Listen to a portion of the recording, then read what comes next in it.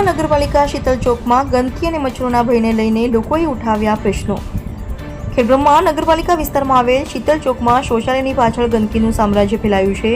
અહીં ખુલ્લી ગટરો અને પાર્કિંગમાં ફેલાયેલો કચરો એ તંત્રની નિષ્ફળતા અને બેદરકારીને દર્શાવે છે।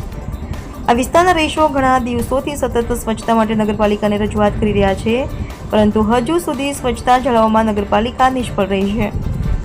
ખુલ્લી ગટરો અને ગંદકીના કારણે આજુબાજુના રહીશો મચ્છરોના ઉપદ્રવનો સામનો કરી રહ્યા છે, જેના કારણે સ્વચ્છતા અને આરોગ્ય સાથે જોડાયેલા મોટા પ્રશ્નો ઊભા થઈ રહ્યા છે।